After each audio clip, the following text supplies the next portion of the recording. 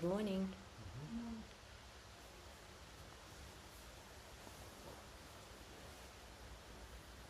I'm still feeling a little post-session glow and also tiredness. We've just finished our Rohatsu session, and I really liked our enlightenment ceremony that we did. That was so energetic and joyful.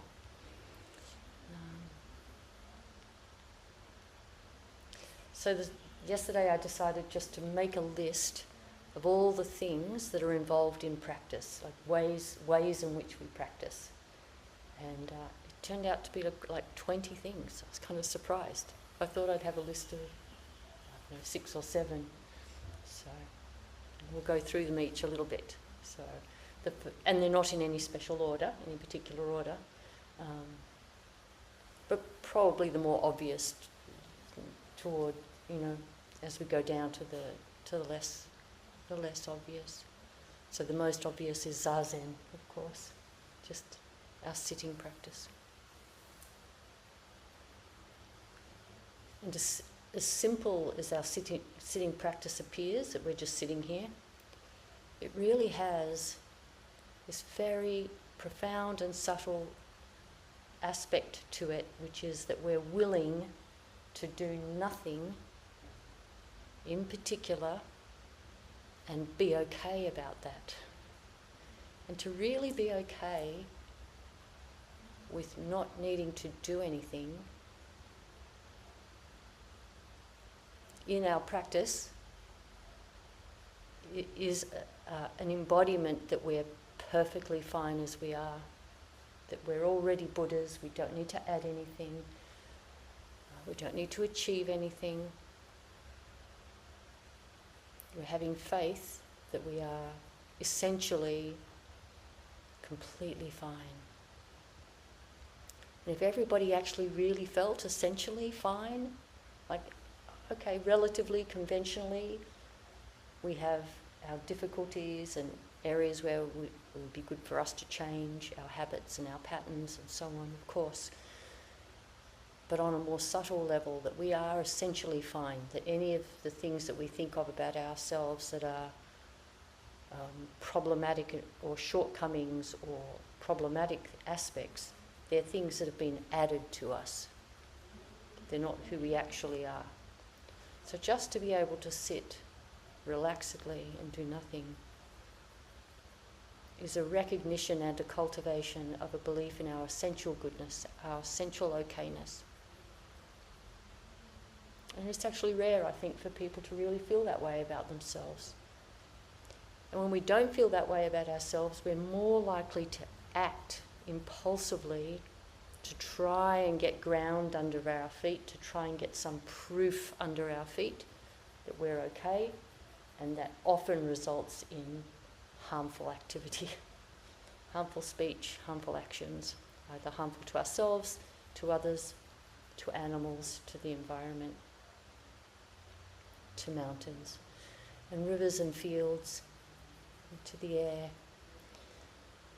And so this very primary practice that we do of just sitting, doing nothing in particular,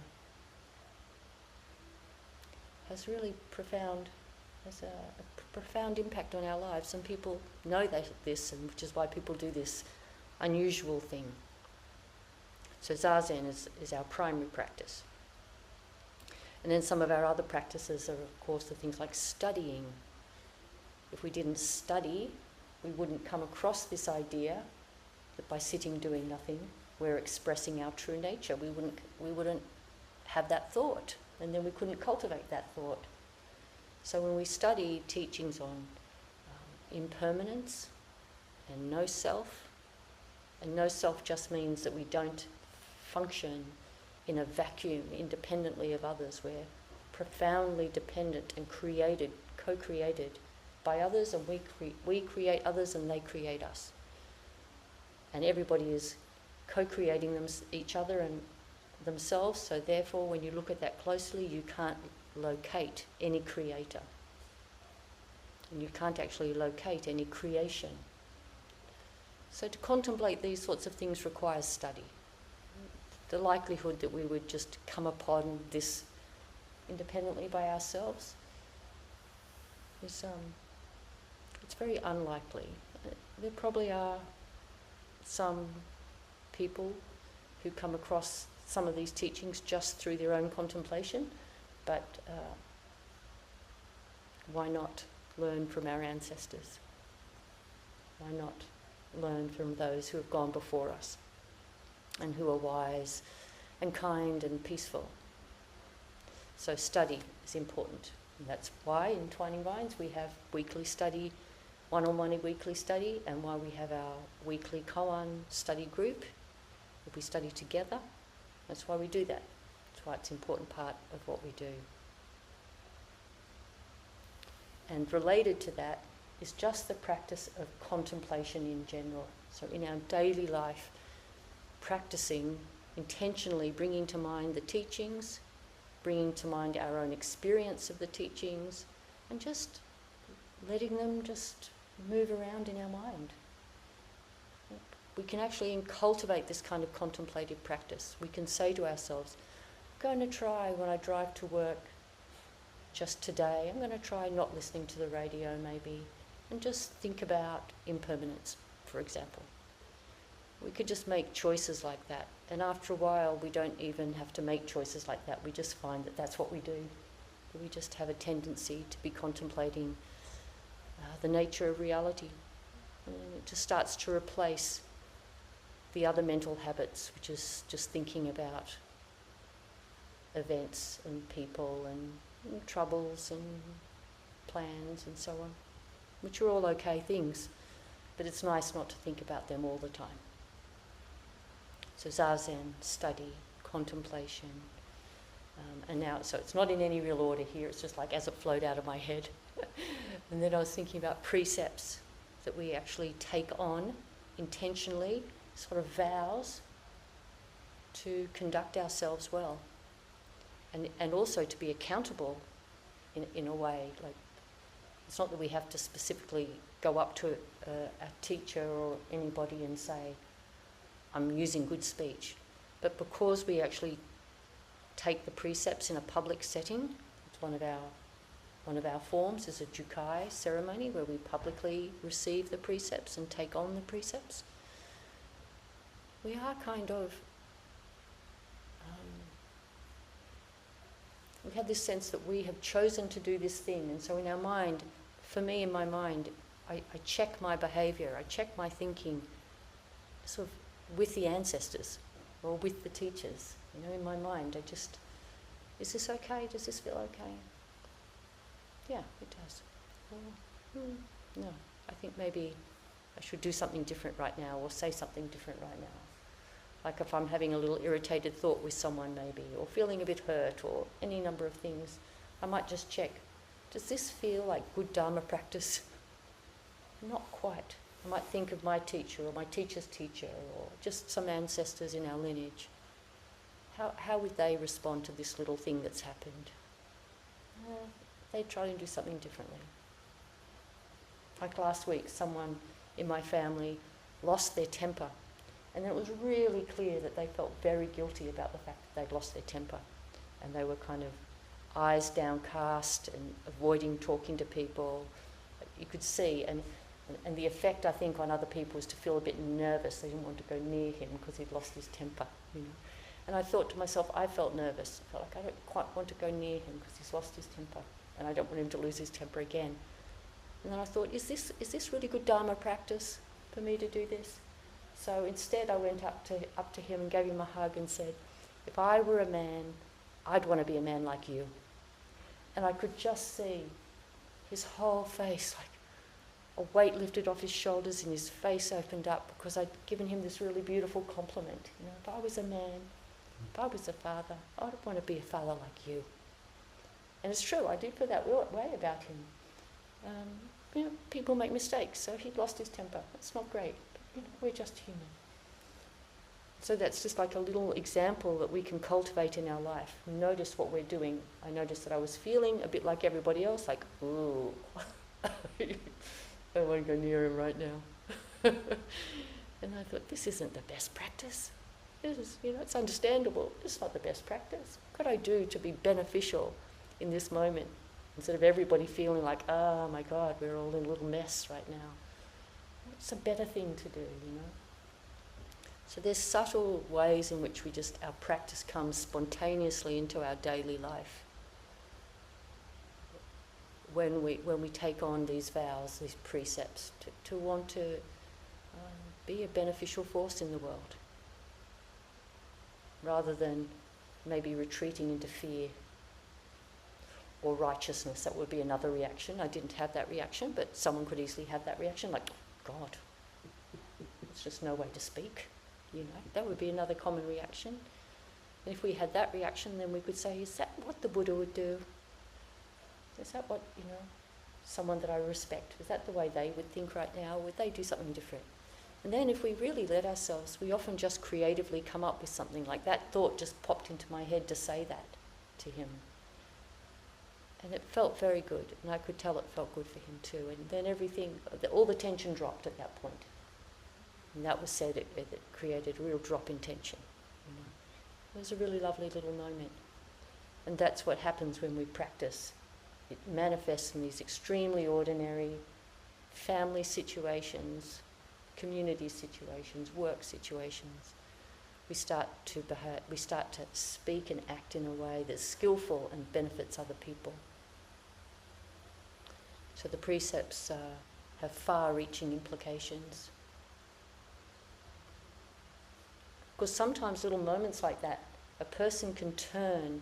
If someone does something that's harmful, that can be a turning moment when they start to think, oh, I'm a terrible person, other people think you're a terrible person, and a person could slide down and become a more harmful person.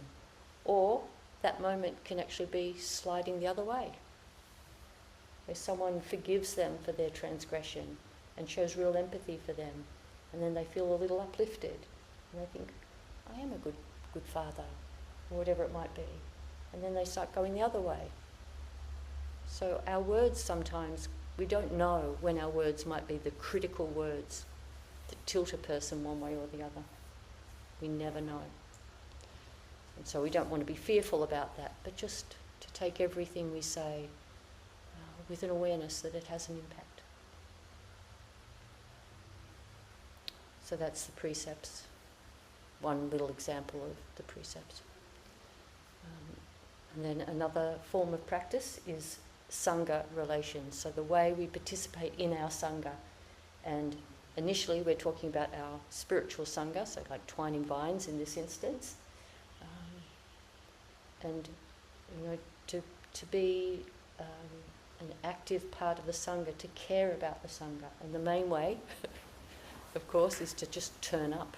That is the main way, is to just simply turn up. Turn up online, turn up in person. And we turn up for our own practice, but we really turn up after a while. We're like both, but we're really turning up for everyone else. We're turning up because we care about our community, and so we turn up. We do our best, and we just arrive. So Sangha relations are so important. Sometimes early in practice we've got a lot of restlessness, and so we're really practicing for ourselves, and that's okay. That's initially okay. And often people come to practice because they're restless and feel dissatisfied with themselves, and so that's why they come. But after a while, we start to expand like who we care about in that regard, and then we actually start coming for everybody else's sake. That includes ourselves. So Sangha relations.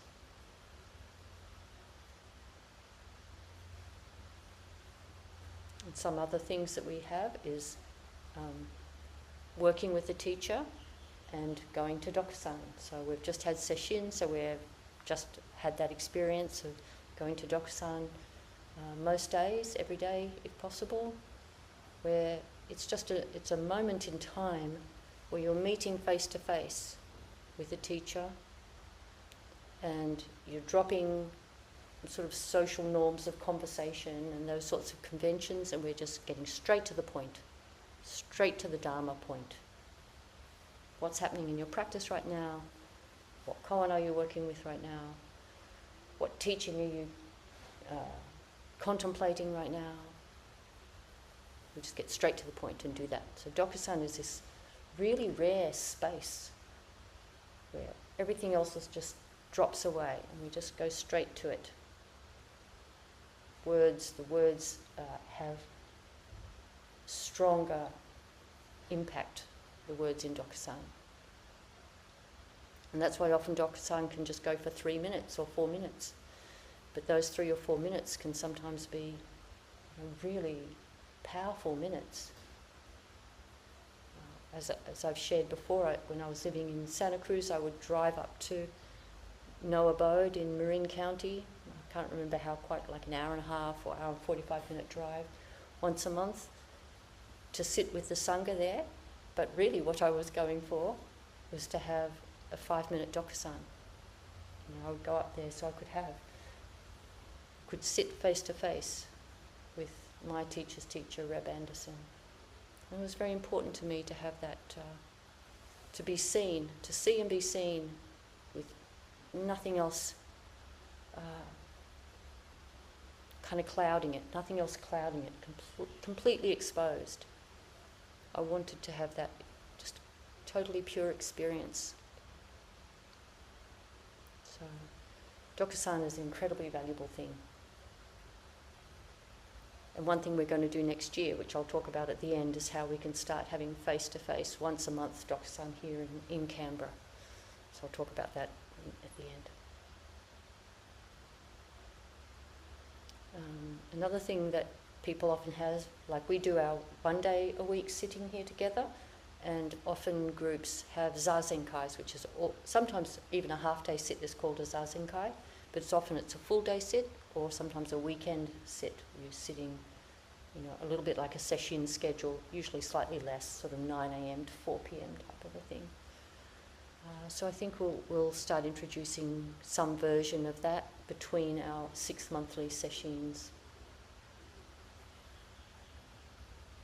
And it's just an opportunity to, in daily life, on a Saturday or a Sunday usually, for people to just drop back into that kind of session space where we just, all our daily concerns drop away and we're just experiencing reality. Just the simple fact of it, how it's occurring right now, just that. It's very replenishing. And then, of course, we have session retreats, 5 day, 6 day, 7 day, 8 day. They're the usual combinations. We've just had our 8-day session called Rohatsu, which tries to include the 8th of December, which is Buddha's Enlightenment Day, the day we celebrate Buddha's Enlightenment.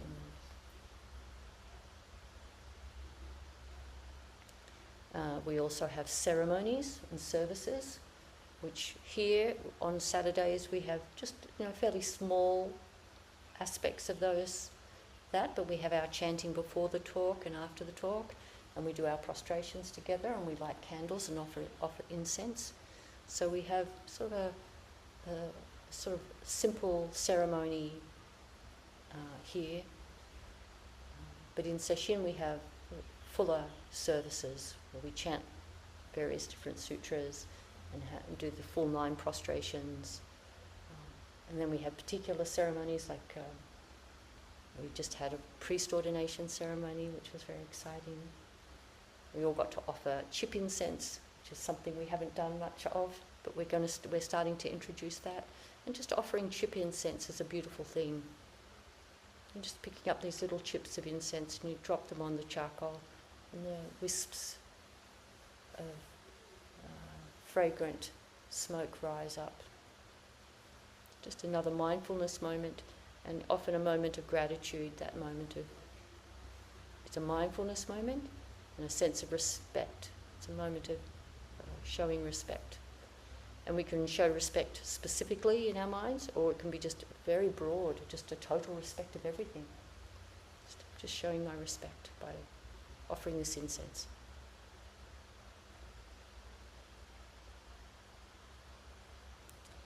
And we have our liturgy, our sutras, Another good practice is memorizing sutras. It's really great to memorize sutras. Often the first things that people memorize is these two short verses that we have, the verse before a talk, before a Dharma talk, and the great vows. So they're the common ones that people often memorize. And then the Metta Sutta is a good one to memorize. It's quite short and it's very beautiful and simple and understandable. So it's a good one to memorize. We chant that on Wednesdays, I think? No. Tuesdays? Do we chant it on Tuesdays? Yes, Tuesdays, because you lead on Tuesdays. Fiona leads on Tuesdays. We chant that on Tuesdays. That's a good one to memorise. And the Eme Juku Kanongyo, which we chant on the monthly well-being ceremony, so that's another ceremony that we have. And it's a lovely ceremony too, because it's recognising the suffering of the world. You know, we're recognising people who suffer in the world in particular ways. We kind of list some of those ways.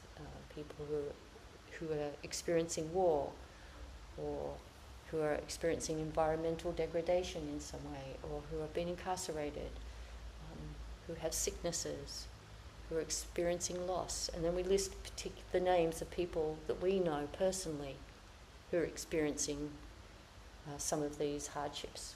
So it's really beautiful that we do that ceremony once a month. It's cultivating a bodhicitta, it's cultivating a care for others, a conscious, intentional care for others. So memorising sutras is great because, again, a bit like contemplation, when you're driving your car, you're doing dishes, having a shower, folding laundry, you might find yourself spontaneously going over one of the sutras in your head because you have it there, so you can. It's memorised, so you can. It's great practice. And something I think we don't do so much in modern culture. We don't memorise so much these days, but it's great to memorise. Just add a line. I don't have a naturally very good memory, but the way I've learned to memorise the sutras, sometimes it just happens from just chanting them every day.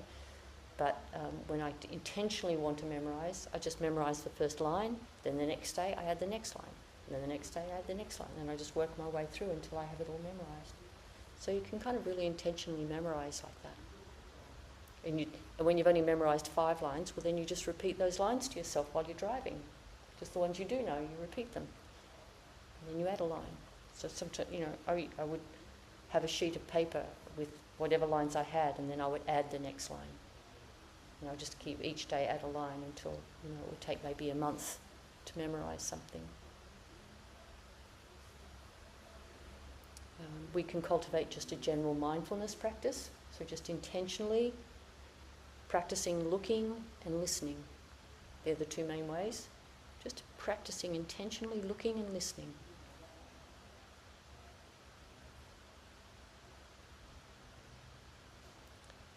Another element of practice, another way that we cultivate a deepening of our practice is to do service, like service to others, which in Sangha that often manifests as things like being the Doan, helping set up and dismantle the Zendo each week. Like nearly everyone in our Sangha now does, we've got a different person, a Doan, right across the morning and evening sits, which is so great. That means everybody's getting a chance to take on that act of service to the Sangha, of being the Doan, ringing the bells, leading the chanting, being the timekeeper. And in Sesshin, there's more opportunities for that. And we can also just be of service in our community, in whatever ways make sense to be of service in our community. So a few more. Practicing self-reflection and self-awareness. Starting to notice what our habits and our patterns are, and just making a conscious effort to notice what we're thinking and what we're saying and what we're doing. And reflecting on that. Just reflecting on whether we're comfortable with that. How might we like to change it a little bit? Just gently change it a little bit.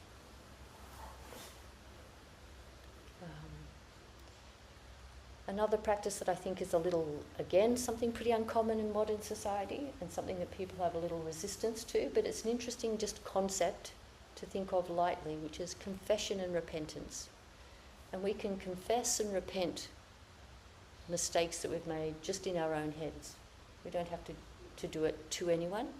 But it's actually an interesting practice to confess and repent to your teacher.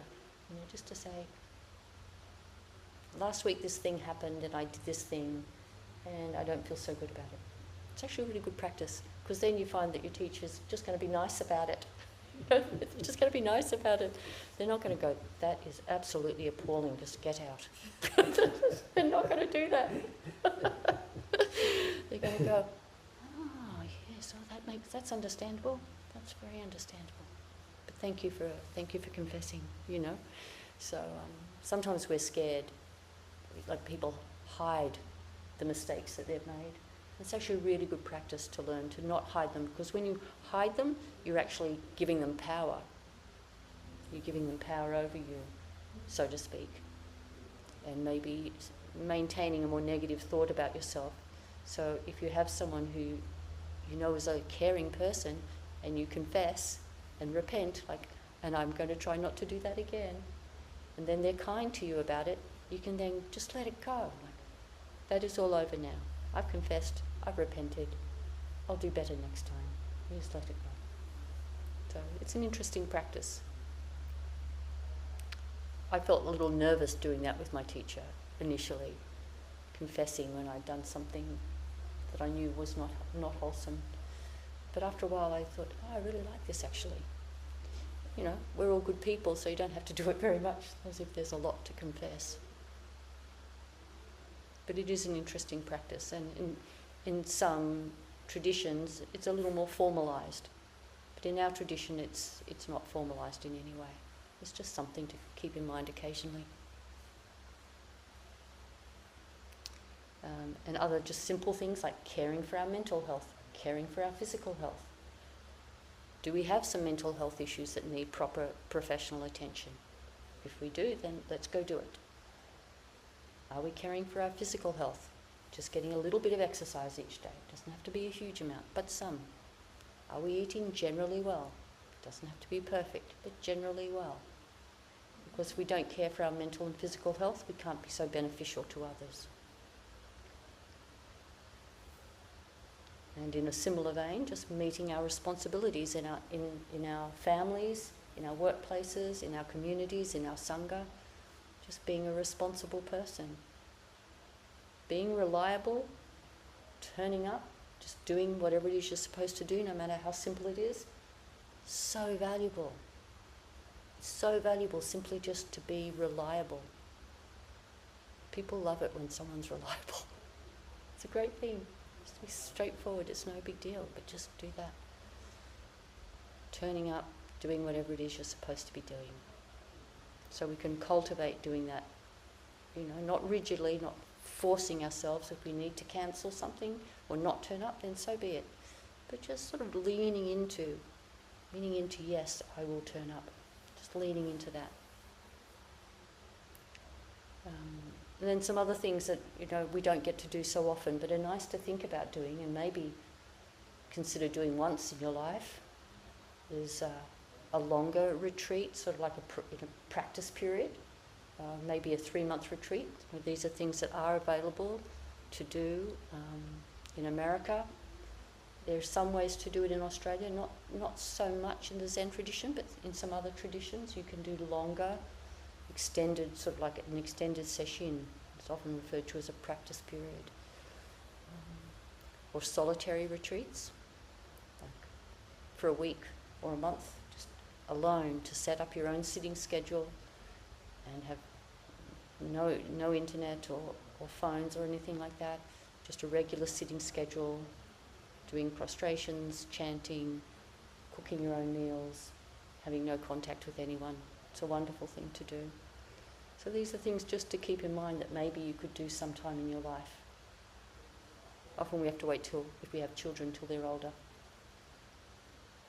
Or going on pilgrimage. I've never really done that, but I like the idea of doing it. And I know many people that have been deeply moved by maybe going to India and travelling through all the different places where the Buddha was born, where he taught, where he passed away, where some of the ancestors, famous ancestors in our tradition, where they lived, where they practiced, just going to holy sites, going through China, all the different holy sites in China. There's many wonderful sites that you can go to there. Many people have done pilgrimage through China and in Japan. And now you can even do pilgrimages in America. There's lots of places you can visit in the United States now, and I imagine in Europe as well. And in, of course, all sorts of other, everywhere really. Vietnam, Southeast Asia, Korea.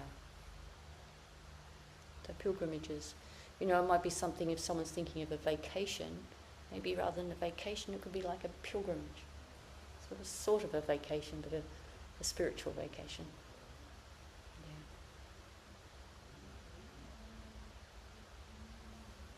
So they're just some things. Zazen is the centre, caring for Sangha and study. I would say these are the main things. And the precepts. And then all of these others are skillful means and celebrations of the Buddha Dharma.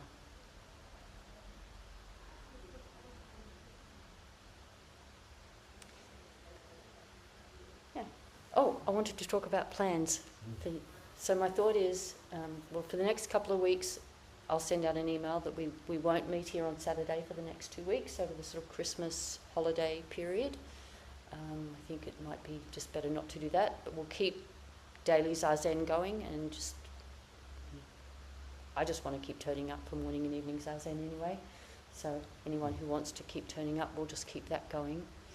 We'll drop the Saturday koan class for the next 2 weeks, and also individual study for the next couple of weeks, but I'll put all of that in an email.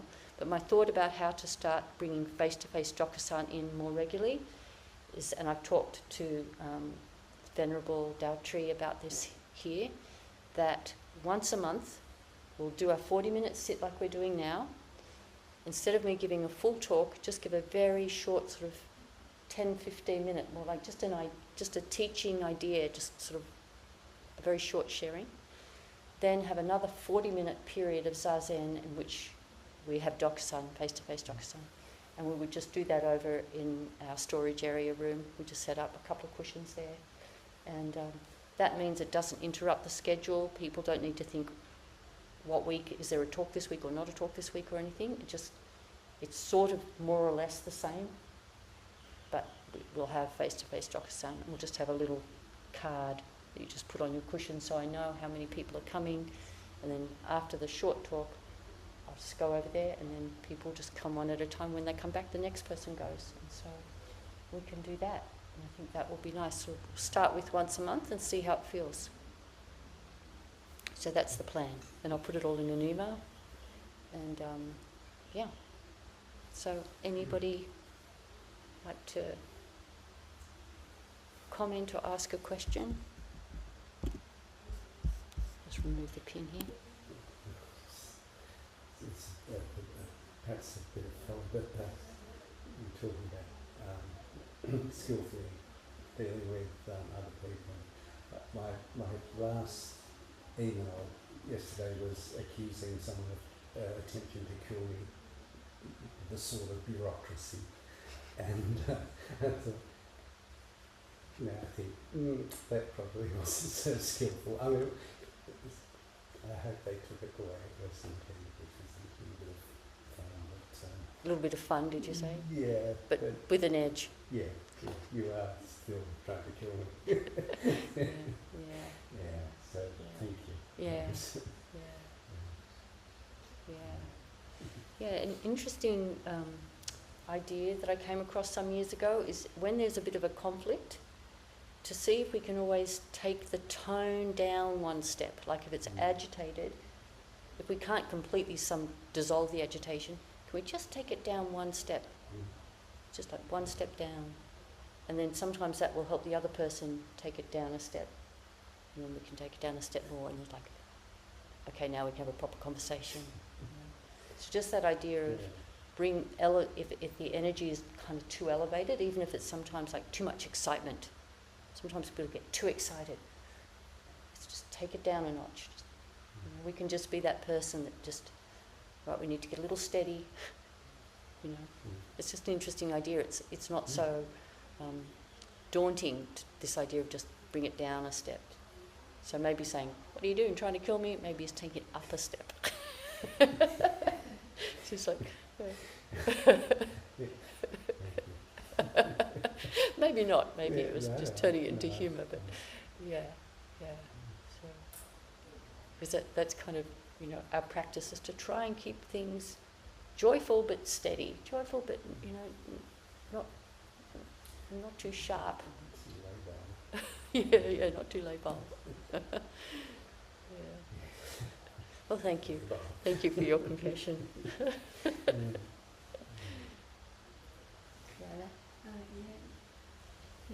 Me too.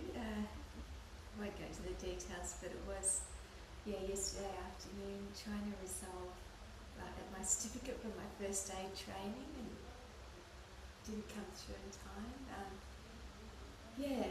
And it did occur to me, like in the back of my mind, it's like, this is not what I've been encouraged to do or think, you know, and so it's interesting how quickly the person, like even if they're on the phone on the other side of the world, or they pick up that sharpness, that sort of overbearing. I was thinking about like the Dokusan, whether it would be a good idea to clean, like as a practice that month, to kind of clean the space, that maybe assist you to clean the space beforehand, because it's got that kind of smell in there, and like maybe get some lavender oil or something. Yeah, that's a good idea. Yeah. So that's great. Maybe what we could do is, I was thinking we do it the first Saturday of the month just because it's easy to remember. So maybe the last Saturday of the month we just do a little clean up in there, so that for the next week it'll be nice, and maybe we should have a scented candle or something in there for Dr. It's nice to have a candle anyway, so maybe we could use a scented one. Yeah. And that also reminds me, I'll just say now, that when we pack up today, we need to put our things just outside in that main room, because they're having a retreat and people will be sleeping in those rooms for the next 2 weeks. So we'll stack our stuff outside afterwards. So we can talk about that after. Yes, I found the practice you mentioned is very profound and subtle, so it's like steady. The first practice, I don't feel much. The longer practice, I feel like I'm much calmer. And so I was catching a train from Sydney to Canberra on Wednesday. The train leaves Sydney at 12:10, and my kid had an appointment that morning in Western Sydney. So when we get on the train from Western Sydney to Central, it's like 11:10 already. I know normally it takes like half an hour maximum 40 minutes to get there, so there's no problem. We definitely will get on the train to Canberra. We won't miss it. But I can see my kid get really worried. I can tell. Then I tell him, say, there's no need to worry, because it doesn't matter we worry or not worry. We're on this train. We will get there when the time we'll get there. Our worrying doesn't change anything. So I just sit back, enjoy whatever feel outside for now. Yeah, that's really good. I feel like this practice really helped me to come to that mindset, because before I'll be even more worried than him. I'll be like, keep watching my watch like every stop, but I will just keep very calm during the whole journey. Yeah, and that might affect how your child lives his whole life. You know, not just that one thing, but if you continue to be more like that, then he will be less likely to get agitated about time, because being agitated about time is very common, both directions. Some people worrying about being late, and other people who dissociate a little bit from it and are late frequently. You know, so they're both patterns that are often picked up from parents. So that's really good. It's really good. Yeah. It's just, with the week I've just had with my wife, as we've been saying, it's that we, coming from the session, and then into this rather what could have been a pretty emotional soup, he managed to just dial that the emotional side of it down and concentrate on the functional sort of component of it. And we had to drive here, we have to catch a train here, and we train next, and we were doing that over a period of days, and next appointment. And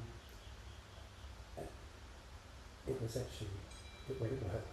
It went well, and we both came out of it not particularly traumatised. Excuse me. And I think, the practice actually kicks in with habits that would have been easy just to. So thank you. And Sydney is so different to Canberra too. Like, it's quite a shock to the system, the traffic and the crowds and the way transport works there. It's very different to Canberra. All right. Well, let's finish with some chanting and some bowing. Beings are numberless. I vow to save them. Delusions are inexhaustible. I vow to end them. Dharma gates are boundless. I vow to enter them. Buddha's way is unsurpassable. I vow to become it.